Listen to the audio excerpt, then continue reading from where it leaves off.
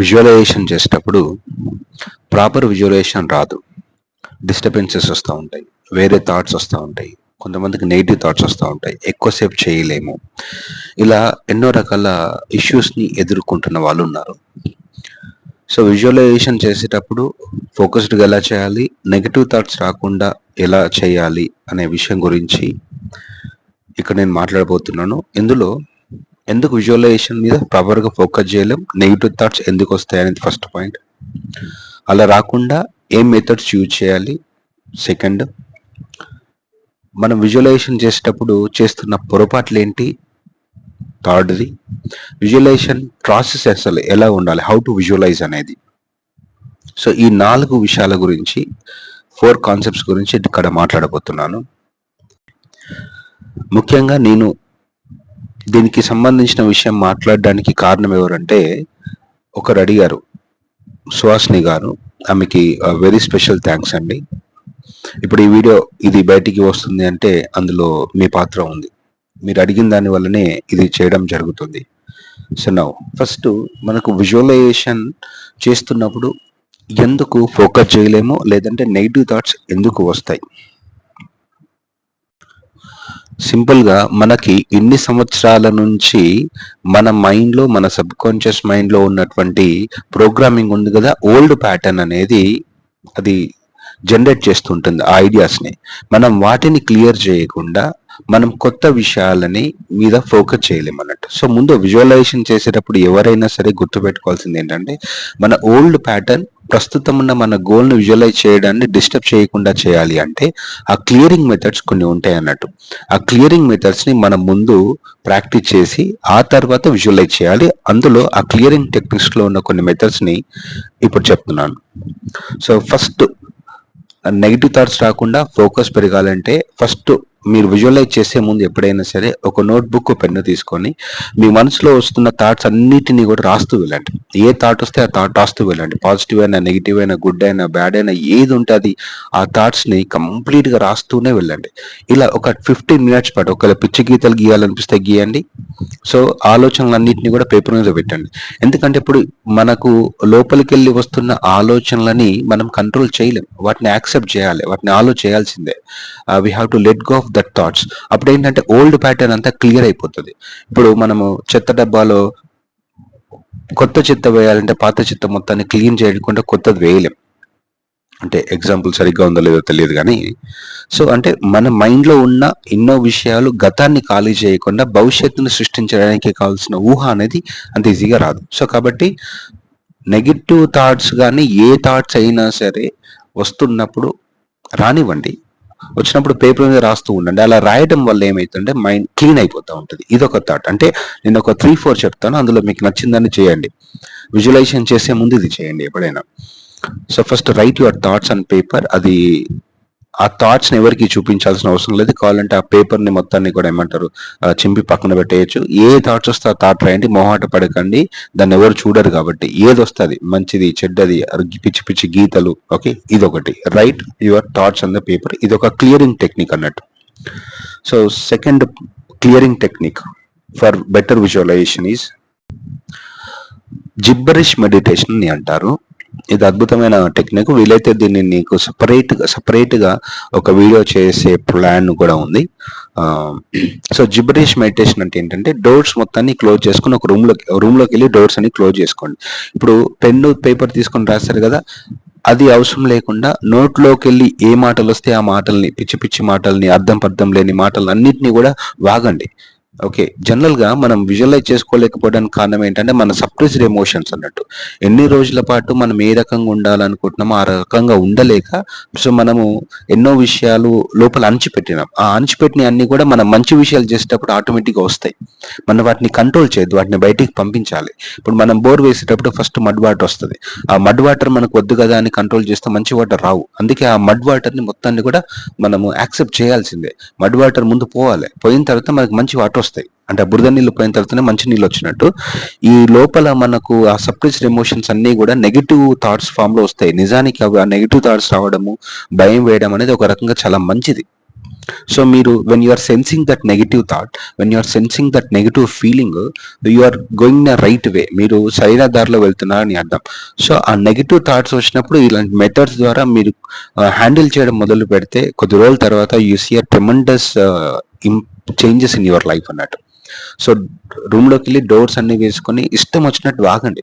మీకు అర్థం పర్థం లేని శబ్దాలు, లేకపోతే ఒక జంతువులాగా చేయండి, ఏం చేయాలనిపిస్తే చేయండి, డ్యాన్స్ చేయండి, ఎగురండి, దునకండి, కంట్రోల్ చేయకండి, మిమ్మల్ని మీరు కంట్రోల్ చేసుకోకండి. సో మనల్ని మనం కంట్రోల్ చేసుకోవడం మూలానే మన మనసు మన మాట వినట్లేదు, వాటిని కూడా రిలీజ్ అయిపోవాలి. సో ఇదొక మెథడ్. ఇలా ఒక 15 మినిట్స్ చేస్తూ ఉండండి ప్రతిరోజు. ఇలా ఒక 2-3 వీక్స్ రెగ్యులర్గా చేస్తూ ఉండండి. మీ నెగిటివ్ థాట్స్ తగ్గిపోయి మీ మైండ్ ఆటోమేటిక్గా కంట్రోల్లోకి వచ్చి చాలా పీస్ఫుల్గా ఉంటుంది అన్నట్టు. ఇలా నేను చాలా రోజుల పాటు చేశాను. నాకు ఒకప్పుడు చాలా కన్ఫ్యూజన్, చాలా అంటే ఇది నాకైతే చాలా విపరీతంగా హెల్ప్ చేసింది. So first write your thoughts and paper, second gibberish meditation, and మూడోది ఏంటంటే జో సిల్వా ఆల్ఫా టెక్నిక్ అని ఉంటుంది అన్నట్టు. So Jo Silva alpha technique అంటే విజువలైజేషన్ చేసే ముందు ఇది ఎవరు చేస్తారంటే మైండ్ని కొంచెం కంట్రోల్ చేయగలిగిన వాళ్ళు ఇది చేస్తారు. ఎవరైతే మైండ్ని కంట్రోల్ చేయలేరో వాళ్ళు మొదటి 2 మెథడ్స్ యూజ్ చేయొచ్చు.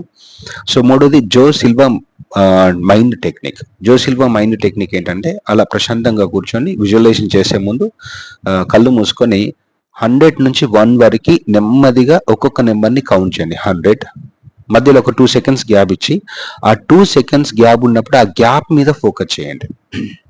తర్వాత 99, 98, 97 ఇలా. సో దీనికి ఒక 2-3 మినిట్స్ టైం పడుతుంది. సో ఇప్పుడు మైండ్ ఏమంటే ప్రశాంతమైన స్థితిలోకి, ఆల్ఫా స్టేట్ ఆఫ్ మైండ్ అని అంటారు, ఆ గందరగోళం పూర్తిగా తగ్గిపోతుంది. So mind alpha state of మైండ్లోకి లేదంటే తీటా లెవెల్కి వచ్చిన తర్వాత మీరు అప్పుడు విజువలైజేషన్ చాలా ఈజీగా చేయొచ్చు. ఓకే, ఇది మూడోది. ఇంకొకటి ఫోర్త్, ఫిఫ్త్ది నా ఫేవరెట్ అన్నట్టు. ఈ 2 చెప్తున్నాను. ఫోర్త్ ఏంటంటే విమ్ హాఫ్ బ్రీతింగ్ టెక్నిక్. మీరు వినే ఉంటారు, విమ్ హాఫ్ గైడెడ్ మెడిటేషన్ అని ఉంటుంది, మీరు యూట్యూబ్లో కొట్టండి. అదొక 10 మినిట్స్ ఉంటుంది. మీరు ఎప్పుడైనా విజువలైజేషన్ చేసే ముందు ఆ Vim half guided meditation 10 minutes ఉంటుంది. సూపర్గా ఎక్స్ట్రాడినరీగా పనిచేస్తుంది. ఇది కేవలము మైండ్ని కంట్రోల్ చేయడం మాత్రం కాదు, బాడీ హెల్త్ కూడా చాలా ఇంప్రూవ్ అవుతుంది. మీకు ఒక 2-3 వీక్స్ ఇది రెగ్యులర్గా చేస్తే చూడండి, బాడీ మైండ్ ఎక్స్ట్రాడినరీగా ఉంటుంది. మీ మేనిఫెస్టేషన్ పవర్ కూడా సూపర్గా పెరుగుతుంది. ఇది నేను చాలా మందికి రికమెండ్ చేసిన, చాలా మంది సాఫ్ట్వేర్ ఎంప్లాయీస్కి రికమెండ్ చేసిన, పోలీస్ వాళ్ళకి రికమెండ్ చేసిన, స్టూడెంట్స్కి రికమెండ్ చేసిన, and they're saying really fantastic sir, అద్భుతంగా పనిచేస్తుంది, మేము ఇప్పుడు చాలా పీస్ఫుల్గా ఉన్నాము అని. మీరు చూడండి యూట్యూబ్లో విమ్ హాఫ్ గురించి చూడండి, and definitely you will be surprised and shocked. So next అన్నిటికంటే బెస్ట్ మెథడ్, కానీ ఇది అందరూ వెంటనే చేయలేరు. ఈ 4 మెథడ్లు చేసిన తర్వాత మెల్లగా ఫిఫ్త్ది ఏంటంటే అవేర్నెస్. అవేర్నెస్ అంటే ఏంటంటే అబ్జర్వ్ చేయడం అన్నట్టు. ఇప్పుడు మనకు నెగిటివ్ థాట్స్ వస్తున్నాయి, దాంతో ఫైట్ చేయొద్దు. సినిమా చూసినట్టు దాన్ని చూడాలంతే. దాన్ని కంట్రోల్ చేసే ప్రయత్నాలు చేయొద్దు. తర్వాత పాజిటివ్గా మార్చే ప్రయత్నాలు చేయొద్దు. ఇప్పుడు నెగిటివ్ థాట్స్ అంటే ఏంటంటే సింపుల్గా అదొక చీకట్ లాంటిది. చీకట్తో మనం ఫైట్ చేయం కదా, ఫైట్ చేయొద్దు, డోంట్ ఫైట్. ఎందుకంటే చీకటి అక్కడ లేదు. మనం వెలుతురుని తీసుకురావాలంటే స్విచ్ చేస్తే ఏంటంటే వెలుతురు వస్తుంది. ఆ వెలుతురు వచ్చినప్పుడు చీకటి పోతుంది. అలాగే అవేర్నెస్ అనేది లైట్ లెక్క. మీరు చూస్తూ ఉంటే ఆటోమేటిక్గా మనసు కొంచెం బిడియంగా ఉంటుంది, సిగ్గుగా ఉంటుంది. ఎవరైనా చూసినప్పుడు మనసు నచ్చదు అన్నట్టు. సో ఆటోమేటిక్గా ఆలోచనలు ఆగిపోతూ ఉంటాయి. సో అవేర్నెస్ అయితే దీనికి ముందు మెథడ్స్ని కొద్ది రోజుల పాటు బాగా ప్రాక్టీస్ చేసిన తర్వాత 5th మెథడ్ అనేది ఆటోమేటిక్గా మీరు చేయగలుగుతారు. But 5th is the ultimate method, observing the thoughts without any judging అన్నట్టు. ఇది గుడ్ థాట్ బ్యాడ్ థాట్ అనుకుంటే వచ్చే థాట్స్ మొత్తాన్ని రాణిస్తూ అబ్జర్వ్ చేస్తూ ఉంటే that is enough. It's really fantastic. So అంటే నా దగ్గర ఇంకా చాలా మెథడ్స్ ఉన్నాయి, బట్ ఇప్పుడు మనసులోకి వచ్చిన ఈ మెథడ్స్ చెప్తున్నాను, వీటిని ట్రై చేయండి. ఇవన్నీ కూడా మీ విజువలైజేషన్ చేయడానికి ఏమైనా అడ్డంకులుగా ఉంటే ఆ అడ్డంకులన్నిటినీ, నెగిటివ్ థాట్స్ అన్నిటినీ సబ్ కాన్షియస్ మైండ్ క్లియర్ చేస్తూ ఉంటుంది. ఇంకా ఈ మధ్య చెప్తున్నారు మనం హోపనోపన, నేను హోపనోపన ప్రేయర్ అని ఒకటి వీడియో కూడా పెట్టాను, 6th అది కూడా అద్భుతంగా పనిచేస్తుంది, ఎక్స్ట్రాడినరీ. కాకపోతే అది వెంటనే ఈ 5th 6th వెంటనే చేయలేరు అన్నట్టు. ఫస్ట్ మనం బాడీ దగ్గర నుంచి మొదలు పెట్టాలి. ఈ జిబ్బరిష్ మెడిటేషన్, బ్రీతింగ్ ఇవన్నీ కూడా బాడీ లెవెల్లో, బాడీ దగ్గర నుంచి స్టార్ట్ చేయొచ్చు. ఈ అవేర్నెస్ హోపనోపన అనేది చాలా డీపర్ లెవెల్. అందరూ దీన్ని వెంటనే చేయలేరు అండ్ రిజల్ట్స్ తెచ్చుకోలేరు. కొద్ది రోజులు చేసినప్పుడు బాగున్నప్పటికీ కూడా తర్వాత చేయలేక రిజల్ట్స్ రాకి ఇబ్బంది పడుతూ ఉంటారు. సో ఈ క్లియరింగ్ టెక్నిక్స్ యూజ్ చేసిన తర్వాత అప్పుడు విజువలైజ్ చేయండి. సో విజువలైజ్ చేసేటప్పుడు ఏ రకమైన అంటే వాట్ ఈస్ ద ప్రాసెస్, ఏం చేయాలి, ఒక 3-4 ఉన్నాయి. సో ఫస్ట్ పాయింట్ ఏంటంటే, మీరు విజువలైజ్ చేసేటప్పుడు ఎప్పుడైనా సరే మీ మైండ్ చాలా పీస్ఫుల్గా ఉండాలి, రిలాక్స్డ్గా ఉండాలి, కామ్గా ఉండాలి. సో ఇది first fundamental point. So before visualizing your goal, peace of mind ని, కామ్ మైండ్ ని, రిలాక్స్డ్ మైండ్ తెచ్చుకోవాలి. అది ఎలాగో ఇంతకుముందు మెథడ్స్ ద్వారా చూసాం కదా. Okay, so first. సెకండ్ది ఏంటంటే, you must have a clear goal. ఒక స్పష్టమైన లక్ష్యం లేకుండా ఇష్టం వచ్చినట్టు విజువలైజ్ చేసుకోవచ్చు, కాకపోతే దాని ఇంపాక్ట్ తక్కువగా ఉంటుంది. సో మీరు విజువలైజ్ చేసుకునే ముందు ప్రశాంతమైన మైండ్ ఉండాలి. మీ గోల్ ఏంటో క్లియర్గా నిర్ణయించుకోండి. ఒకేసారి 3-4 గోల్స్ ఒకేసారి పెట్టుకోవద్దు. ఒక గోల్ని మాత్రమే చూజ్ చేసుకుని ఒకదాన్ని మాత్రమే విజువలైజ్ చేయండి. గోల్ క్లియర్గా ఉండాలి, అది ఒకటే గోల్ ఉండాలి, ప్రశాంతమైన మనసు ఉండాలి. నెక్స్ట్ థింగ్ ఏంటంటే, ఫోర్త్ పాయింట్ ఇందులో, సీ ఎండ్ రిజల్ట్స్. ఆ ప్రాసెస్ని మీరు విజువలైజ్ చేయాలి. మీరు ఏం కోరుకుంటున్నారు, ఆ కోరుకున్న ఎండ్ రిజల్ట్ ని విజువలైజ్ చేసినప్పుడు అక్కడ ఒక సీన్, ఒక చిన్న సన్నివేశాన్ని క్రియేట్ చేసుకొని, మీకు అనుకున్నది జరిగిన తర్వాత ఏ రకంగా ఫీల్ అవుతారు, ఉంటారు, అప్పుడు ఏం మాట్లాడతారు అనేది చూడండి. So see end results, not the process. ఆ ఎండ్ రిజల్ట్స్ ని చూస్తూ, ఆ ఎండ్ రిజల్ట్ కూడా మూమెంట్ లో ఉండాలి. సో నెక్స్ట్ పాయింట్ ఏంటంటే, ఆ ఎండ్ రిజల్ట్ చూసిన తర్వాత గెట్ దట్ ఫీలింగ్. మీకు విజువలైజేషన్ చాలా అద్భుతంగా చేసినాము, మంచిగా అనిపించింది అంటే దాని అర్థం ఏంటంటే మీకు ఒక మంచి ఫీల్ వస్తుంది అన్నట్టు. సో తర్వాత ఈ 5 సెన్స్ ఆర్గాన్స్ ను కూడా యూజ్ చేయాలి. అంటే చూడడమే కాకుండా వినాలి, అక్కడ ఉన్నటువంటి, అంటే ఆ సిచ్యువేషన్ లో ఎవరైనా మాటలు వినడం కానీ, టచ్ కానీ, ఈ 5 సెన్స్ ఆర్గాన్స్ ని కూడా చాలా క్లియర్ గా యూజ్ చేస్తే విజువలైజేషన్ చాలా అద్భుతంగా ఉంటుంది. And excuse me. So visualization చేసేటప్పుడు అఫర్మేషన్స్ యూజ్ చేయండి. ప్రజెంట్ టెన్స్ లో కనుక అఫర్మేషన్ యూజ్ చేస్తే, అండ్ అఫర్మేషన్స్ ప్రజెంట్ టెన్స్ లో యూజ్ చేస్తే విజువలైజేషన్ చాలా అద్భుతంగా వస్తుంది. So contents are points to visualize very clearly. ఒకటి, పీస్ ఆఫ్ మైండ్, గోల్ క్లియర్గా ఉండాలి, ఒకటే గోల్ ఉండాలి. సి ఎండ్ రిజల్ట్స్, అండ్ ఆ ఎండ్ రిజల్ట్స్ లో ఆ 5 సెన్స్ ఆర్గాన్స్ ఇన్వాల్వ్మెంట్ ఉండాలి. తర్వాత ఫీలింగ్, తర్వాత అఫర్మేషన్స్ ప్రెజెంట్ టెన్స్ లో ఉండాలి. ఓకే. అండ్ మనము జనరల్ గా విజువలైజేషన్ చేసేటప్పుడు చేసేటువంటి మిస్టేక్స్ ఏంటి, వాటిని తెలుసుకుంటే చాలు. ఫస్ట్ పాయింట్ ఏంటంటే, మైండ్ పీస్ఫుల్ గా లేకుండా కూర్చొని వెంటనే మొదలు పెడతాం, ఇది mistake. Okay. So second point ఏంటి, తొందరపడద్దు. 1-2 అంటే మనకు జనరల్గా ఏంటంటే తొందర ఎక్కువగా ఉంటుంది, మన మనసు తొందరపాటు ఎక్కువగా ఉంటుంది. బట్ నేను ఇంతకుముందు చెప్పిన క్లియరింగ్ టెక్నిక్స్ కనుక మీరు ప్రాక్టీస్ చేసినట్టే తొందరపాటు తగ్గిపోయి కామ్నెస్ వస్తుంది ఆటోమేటిక్గా. తొందరపడద్దు.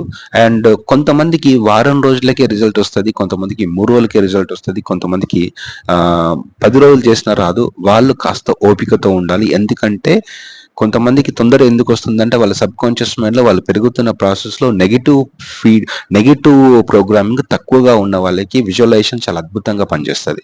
సో విజువలైజేషన్ అద్భుతంగా పనిచేస్తుంది, కానీ 10 రోజులు చేసినా, 20 రోజులు చేసినా రాలేదు, నెల రోజులు చేయండి, కొంచెం ఓపికతో చేయండి. ఎందుకంటే మనం మైండ్ లో ఆ నెగిటివ్ ప్రోగ్రామింగ్ ఉండడం మూలన మనకి కొద్ది రోజులు ఎక్కువ టైం పడుతుంది, అంతే. తొందరపడకండి. సో మీరు కొంచెం ఓపికతో ఉండండి, and definitely you'll get what you want. మంచి రిజల్ట్స్ వస్తాయి. ఓకే. అండ్ ఎప్పుడైనా సరే ఎండ్ రిజల్ట్స్ ని చూడండి, ప్రాసెస్ ని విజువలైజ్ చేసుకోకండి, ఆ ఫీలింగ్ ని చూడండి ఎక్కువగా. అఫర్మేషన్స్ ప్రెజెంట్ టెన్స్ లో ఉండాలి. సో మనం చేస్తున్న మిస్టేక్స్ ఏంటంటే తొందరపడకుండా ఉండాలి. ఓకే. సో పీస్ఫుల్ గా ఉన్నప్పుడే చేయాలి. తర్వాత ప్రాసెస్ ని అసలు విజువలైజ్ చేయద్దు. Okay. So I hope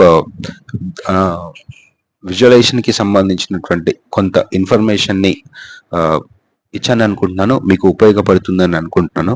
and thank you very much, thank you so much. And వీలైతే ఆల్ఫా మైండ్ మ్యూజిక్ కి సంబంధించినది వింటూ ఉండండి అప్పుడప్పుడు, ఓకేనా? సో ఇంకా ఏమైనా డౌట్స్ ఉంటే అడగండి, నాకు తెలిసినంతలో I will try to clear everything. But ఒక విషయాన్ని గుర్తుపెట్టుకోండి, మీ లైఫ్లో మీరు ఏదైతే ఆలోచిస్తారో, ఊహిస్తారో అది ఖచ్చితంగా జరుగుతుంది. తొందరపడకుండా ఉండండి, అండ్ కొంచెం ఓపికతోనే ఉండండి. అందరికీ వెంటనే జరగవు, ఓకే. సో బట్ మీరు అనుకునే అన్ని ఖచ్చితంగా జరుగుతాయి. And use your mind properly and you'll get everything what you want. Have a great day. Thank you so much my dear friends for listening this, for going to utilize. I love you so much. Bye.